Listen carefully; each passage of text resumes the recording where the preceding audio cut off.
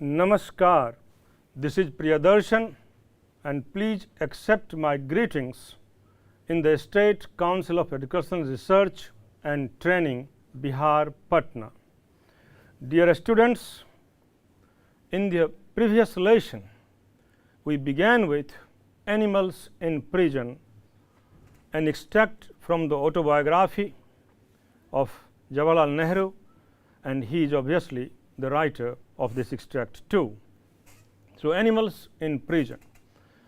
In that parts, we discussed in length the way Nehru lived in his Dehradun jail, his interaction with various animals, insects, flies and creatures in the premise of that Dehradun jail.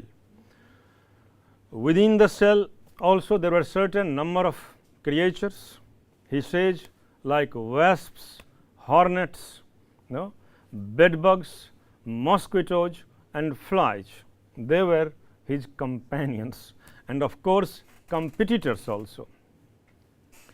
He also describes in length about the different seasons, life within the Dehradun jail in monsoon, in winter, in autumn, and most importantly, in fact, the impact of those seasons on the common life, not only human beings, but even the insects, even the other animals also. So, what we find that Nehru's field of study is spectacularly diverse and fathomless. हम जो पाते हैं एक विलक्षण सूक्ष्म दृष्टा तो हैं ही, प्रकृति के भी हैं, उसके साथ साथ उनका जो फील्ड ऑफ नॉलेज है, उनका जो ज्ञान का क्षेत्र है वह डाइवर्स है और उसके साथ साथ फैथमलेस है. फैथमलेस हम उसको कहते हैं जिसको आप यूँ तो अनंत कहें या जिसकी गहराई को मापना उतना आसान नहीं है. No so his field of knowledge is obviously spectacularly diverse and fathomless. Without wasting time, let us see what the essay has, what this story has for us in the next paragraph. So, there had been a little tiff. See this word, no? So, there had been a little tiff between us. This tiff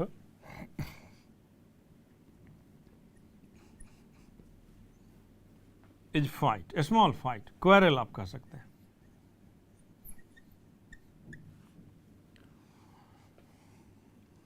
small one, नोक झोंक कहें तो बेहतर है. नोक झोंक या झगड़ा, क्वेरल जिसको आप कहते हैं, कॉन्फ्लिक्ट कहें, दैट्स ऑल्सो फाइन. क्वेरल कहें, ये सारे वर्ड्स हैं इसके लिए. So Pandit Nehru writes, there had been a little tiff between us when inadvertently, इन दोनों में कौन बच्चों, आपको याद है हमने पिछली बार पढ़ा था कि ये जो मॉस्क्विटोज हैं, ये जो बेड बग्स हैं, ये इनको बहुत परेशान करते हैं उस सेल में. तो अक्सर इनके साथ इनका द्वंद्व हो जाता है, नोक झोंक हो जाती है, कॉन्फ्लिक्ट हो जाता है, झगड़े हो जाते हैं. व्हेन इनएडवर्टेंटली, अचानक कहें, सडन कहें, I think a wasp had stung me. Stung का मतलब डंक मारना होता है. तो इनएडवर्टेंटली, अनायास, अचानक, all of a sudden.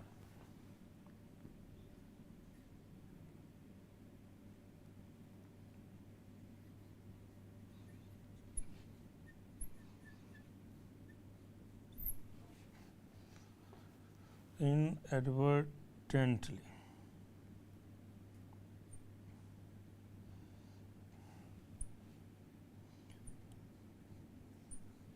All of a sudden, अनायास,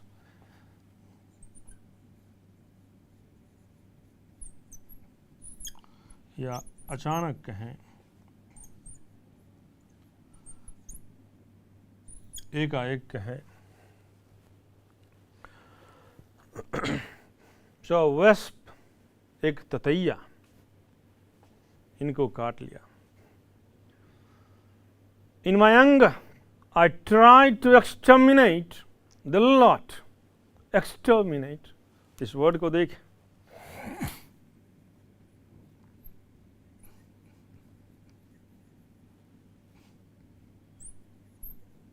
एक्सटर्मिनेट, इसका मतलब होता है टू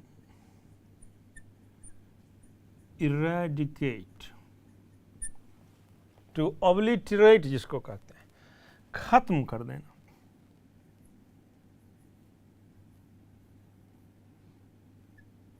खत्म कर देना, मिटा देना, मिटा देना। इसका दूसरा वर्ड एस्च्यू करना भी होता है, ESCHEW, बिल्कुल नामो निशान ख़त्म कर देना। तो इस शांत स्वभाव वाले नेहरू को जब ये वैस्प ततैया ने डंक मारा, जब काटा, तो ये आपा खो बैठे। In my anger I try to exterminate the lot, मैंने सोचा इन तमाम को आज ही खत्म कर डालूंगा। But they put up a brave fight in defence of the temporary home, लेकिन वो भी कुछ कम नहीं थे। उन्होंने भी मेरे साथ अपनी सुरक्षा में काफ़ी जद्दोजहद की, काफ़ी संघर्ष किए, ताकि वो अपने टेम्पररी होम को, अस्थायी गृह को बचा सकें। तो इन ततैयों को भी अपना घर बचाना था, और चूँकि इन्होंने उन्हें काट लिया था, तो ये भी सोच रहे थे कि काटा है तो मिटा डालूंगा, which probably contained their eggs। लेकिन वो ततैया, वो भी अपने घर, अपने नन्हे मुन्ने, अपने अंडे, इन्हें बचाने के लिए जूझ रहे थे, संघर्ष कर रहे थे। एंड आई desisted, और मुझे पुनः विचार करना पड़ा, वापस लौटना पड़ा अपनी सोच पर कि हम उसे ख़त्म कर डालेंगे। उस सोच को बदलना पड़ा, उस सोच पर नियंत्रण करना पड़ा, उस सोच को रोकना पड़ा, उस सोच से पीछे हटना पड़ा। And I desisted and decided to leave them in peace, और मैंने सोचा आखिर में कि इन्हें शांति से छोड़ दें, रहने दिया जाए। If they did not interfere with me any more, अगर ये हमारे साथ दोबारा फिर से मेरी ज़िंदगी में दखल नहीं देते हैं, तो उस शर्त पर हम इसे छोड़ देते हैं, हम इसे रहने देते हैं। Thinking know how a person thinks. For over a year after that, एक साल या उससे बाद तक भी कहें, that I lived in the cell surrounded by these wasps and hornets, इन तमाम बर और ततैयों से जो जिसके बीच में हम घिरे हुए थे, क्योंकि सेल में वो भी रहते थे। And they never attacked me and we respected each other। तकरीबन ये कह रहे हैं कि साल या उससे ज़्यादा ये उस सेल में रहे, उन ततैयों के बीच, उन बर के बीच, लेकिन उन्होंने दोबारा कभी इनकी ज़िंदगी में दखल नहीं डाली। So dear students, in fact there is a sense of humor also in this part, a little sense, though a stinging of wasp is not joyous, of course, it's painful, but it gives it makes the story, or it makes the development of the story, or it puts an element of humor here, slight humor even. as Pandit Nehru, he describes in the earlier paragraphs, that these creatures, they are his cellmates. These creatures are the source of, or they provide an incessant source of their engagement. Jail की ज़िंदगी में, jail के अकेले की ज़िंदगी में, सोनेपन की ज़िंदगी में, ये सारे जीव जंतु उनके शागिर्द हैं, उनके हम सफ़र हैं, उनके सहवासी हैं, उनके साथ रहते हैं, और ये इन्हीं चीज़ों में इंगेज भी रहते हैं, तो एक किस्म से ये इंगेजमेंट देता है. So these creatures provides them some sort of mental engagement and they save him from a kind of loneliness. एक प्रकार से सोनेपन का जो ख्याल है उससे ये जीव जंतु इनको बचाते हैं. तो they play of course a very important role in the lives of inmates there. जो भी बंदी हैं उनकी ज़िंदगी में ये महत्वपूर्ण या अहम किरदार निभाते हैं. और ये कहते हैं कि he is quite happy with them because they also don't interfere in his lives. और ये कहते हैं कि वो भी हमारी ज़िंदगी में दखल नहीं देते. So I also don't interfere in their lives. इसलिए मैं भी उनकी ज़िंदगी में दखल नहीं देता. And it is quite good. And he describes that except few creatures, few insects like those bed bugs, those mosquitoes, these creatures are quite fine. But later on what we find that once a wasp stings him, एक बार एक ततैया उनको काट लेता है, और ततैये के काटने से it makes him obviously angry. इनको क्रोध आ जाता है, ये गुस्से में आ जाते हैं. And he plans, he says that I wanted to exterminate, to eradicate the entire lot of those wasps. और इन्होंने सोचा कि एक बार इनके मन में ख्याल आया इन तमाम ततैयों को आज ख़त्म ही कर डालते हैं. But those wasps, they had their own temporary homes, their own eggs. So they also gave a good fight to save themselves. Here Pandit Nehru writes that thereafter he decided or he desisted from this idea, and he thought that further if these wasps, if they don't interfere with me, I will allow them to live. But if again they interfered, again they created any problem, then I will not spare them. तब मैं उनको कभी छोड़ूंगा नहीं. लेकिन आगे वो लिखते हैं कि उसके बाद से वो कह रहे हैं कि साल भर से ज़्यादा की ज़िंदगी, साल भर से ज़्यादा का वक्त वो कैद खाने में बिताते हैं, लेकिन कभी भी एक बार भी इन ततैयों ने उनको काटा नहीं, उनको परेशान नहीं किया. सो ततैयों ने भी बड़ी समझदारी से काम लिया. Late us see the next one. This is now the turn off another creature, bats. Bats बच्चों मालूम आपको क्या होता है? I didn't like, but I had to endure them. जिसको आप चमगादड़ कहते हैं, तो बैट्स आर चमगादड़. I didn't like, ये कहते हैं कि बैट्स इन्हें पसंद नहीं, but I had to endure them. लेकिन इनको उन्हीं के साथ वहाँ रहना है, इनके पसंद नापसंद से क्या फ़र्क पड़ता है. They flew soundlessly in the evening dusk. बगैर कोई आवाज़ किए हुए ये शाम के वक्त अंधेरों में या शाम के अंधेरों में, ये जो डस्क जो वर्ड है नहीं, ये जो सनसेट है और जो डार्कनेस है इवनिंग का, उसके बीच का जो टाइम है उसे डस्क बोलते हैं. इसको अगर हिंदी में कहें तो गोधूली का जो बेला होता है, that is the dusk. तो शाम और सूर्यास्त के बीच का जो वक्त होता है उसे हम डस्क कहते हैं, गोधूली बेला इसे हिंदी में कहा जाता है। So they flew soundlessly in the evening dusk, शाम के उस गोधूली बेला में बड़े ही शांति से ये आकाश में उड़ते, and one could just see them against the darkening sky, और जब ही अंधेरा धीरे धीरे आसमान में उतरता तो कोई भी आदमी उसे उड़ते हुए देख सकता था। eerie things,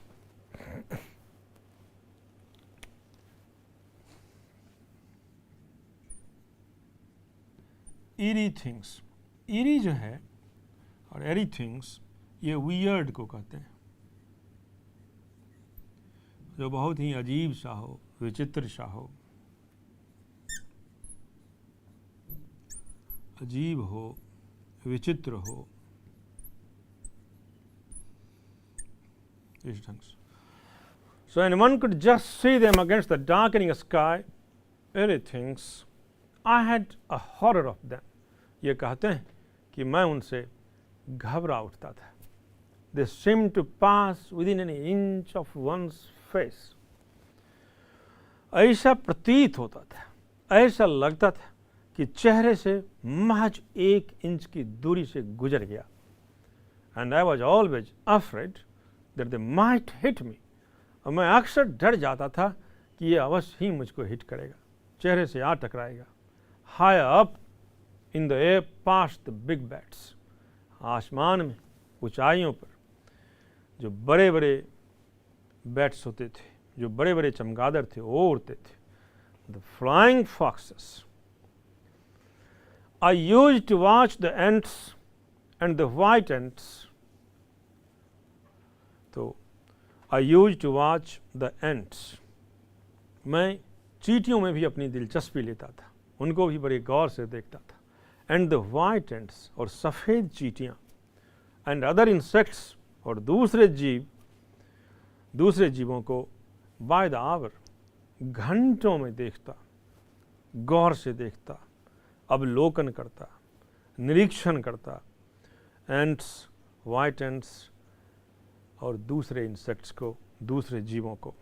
and the lizards, और ये जो छिपकलियाँ बच्चों आप देखते होंगे, स्कूल की दीवारों पर देखते होंगे, कक्षा रूम की दीवारों पर भी कभी कभार देखते होंगे, अपने घरों में भी पाते हैं, इसको छिपकली बोलते हैं, लिजर्ड्स को।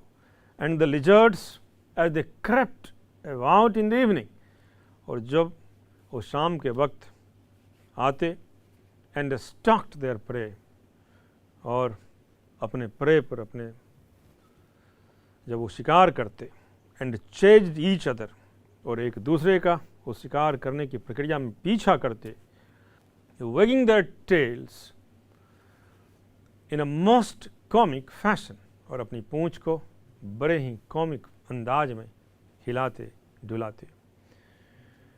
Ordinarily they avoided wasps. सामान्य तौर पर ये लिजर्ड्स, ये छिपकलियाँ ततैयों से दूर रहना ही पसंद करते थे। But twice I saw them stalk them with enormous care and seize them from the front. लेकिन मैंने 2 बार देखा, बहुत ही सावधानी से, अलर्टनेस के साथ, केयर के साथ, आगे से, फ्रंट से उसको पकड़ लेते, अपने कब्जे में कर लेते ये छिपकली। I don't know if this avoidance of the sting was intentional or accidental. मुझे ये मालूम नहीं कि ये जो अवॉइडेंस था, ये जो दूरी थी, डंक से बचने की थी, ये डंक से बचने की इंटेंशनल दूरी थी, वो जानबूझकर कर रहे थे या अबूझ होकर कर रहे थे। So dear children,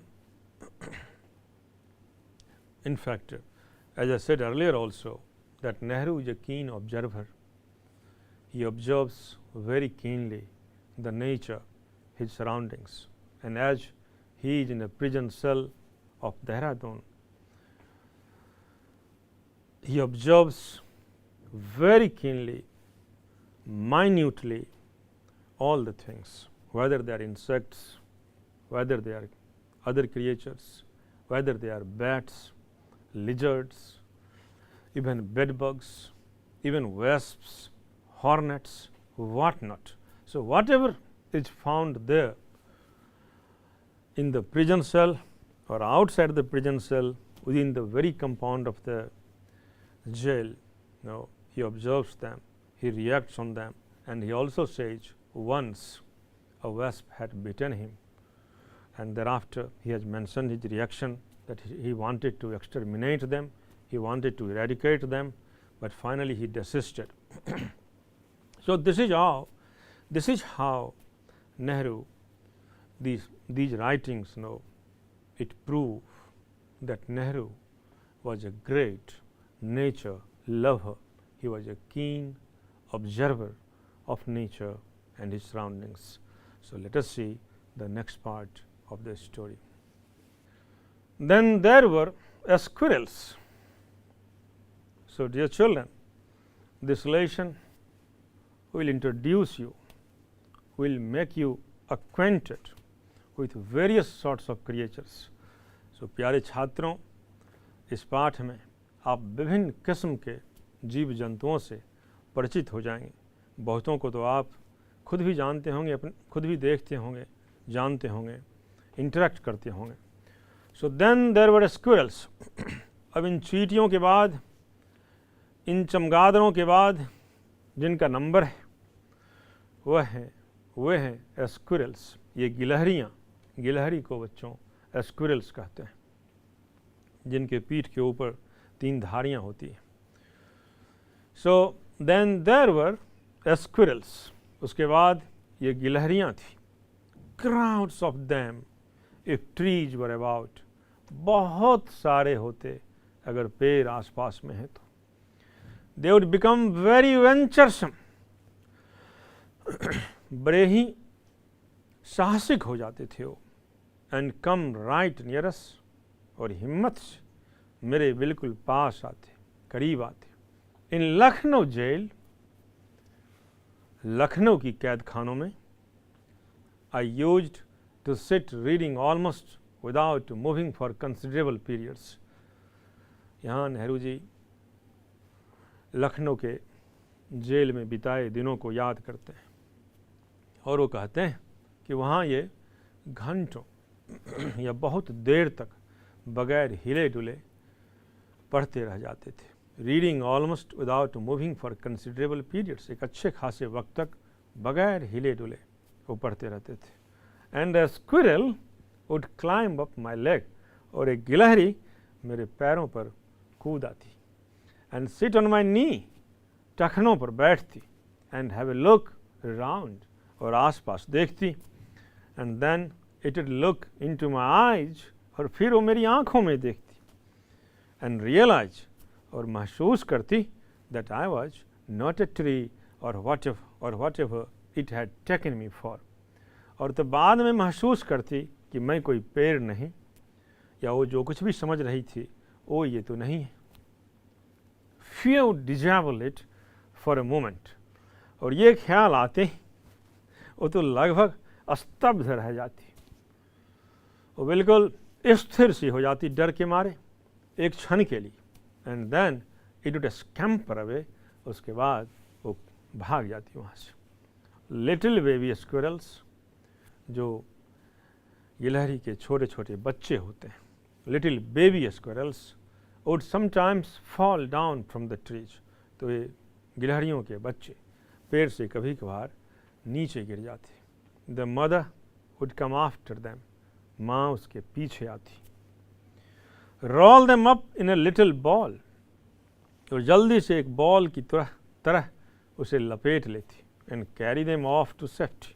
और फिर उसे सेफ्टी के लिए, उसकी सुरक्षा के लिए दूर ले जाते। Occasionally the baby got lost. और कभी कभार क्या होता कि बच्चा गुम हो जाता, उस गिलहरी का बच्चा गुम हो जाता। One of my companions picked up 3 or these lost baby squirrels and looked after them.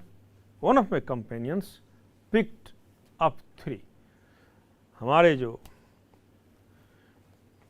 कैदी बंधु थे या उस बंदी गृह में जो इनके साथ थे, तो उनमें से उनका एक दोस्त, एक सहवासी 3 गिलहरी के बच्चों को उठा लिया। और these 3 of these lost baby squirrels, गिलहरी के बच्चे थे 3 जो खो गए थे जो अपनी माँ से जुदा हो गए होंगे। And looked after them, and उनकी सेवा शुश्रूषा की, उनकी देखभाल की। लुक्ड आफ्टर का मतलब बच्चों देखभाल करना होता है। दे वर सो टाइनी, वो इतने छोटे थे, इतने नन्हे थे, that it was a problem feeding them, उनको खिलाना कठिन था, वो एक समस्या थी उनको खिलाना। The problem was however solved rather इंजीनियसली, बड़े ही चालाकी से, with cleverness, इंजीनियसली।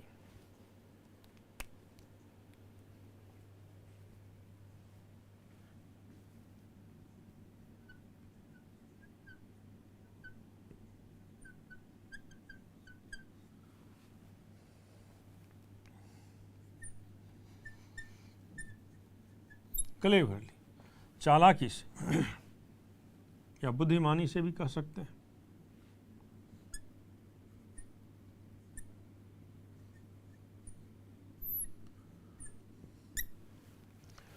They were so tiny that it was a problem feeding them.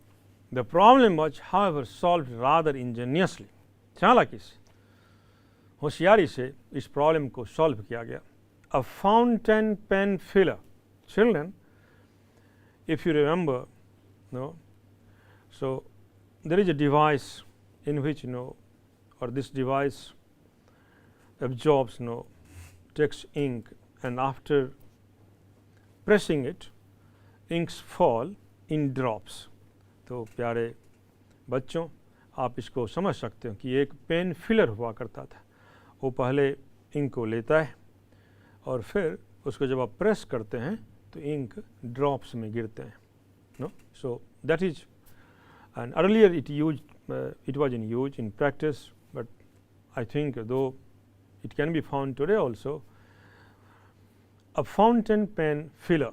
तो फाउंटेन पेन फिलर इंक डालने के लिए जिसका इस्तेमाल होता है। So with a little cotton wool attach to it, तो उन्होंने क्या किया कि जो फाउंटेन पेन फिलर था, इंक वाले पेन में स्याही डालने का जो डिवाइस था, उसके साथ एक कॉटन बांध दिया उन्होंने, कॉटन वूल, रुई जिसको आप कहते हैं, attach to it and made an efficient feeding bottle, और एक बहुत ही एफिशिएंट, जिससे बेहतर काम किया जा सकता है, एक फीडिंग बोतल डेवलप हो गया, एक फीडिंग बोतल बन गया। So as dear students, we have discussed that Nehru has interacted several kinds of creatures, insects, and this time in this paragraph he is discussing about squirrels, and squirrels, the story of in this context he describes one, in fact, analogy, and that takes us to Lucknow prison, where he was imprisoned, where he was kept, and in that prison now he came into contact with the squirrel very often. It came to climb on his foot, on his knees, and how it used to escape from there when it understood that Mr. Nehru is not a tree. So similarly, thereafter another episode here in Dehradun jail, that 3 squirrels, they lost their mother, and how one of his companion fed him. So this thing happens here in the Dehradun episode, and this whole paragraph is devoted to squirrels. So this is how brilliantly and how keenly Nehru became intimate, and he observes these creatures, these animals. So of course it makes him a nature lover. So this is what we had to study in this part. We shall again resume shortly.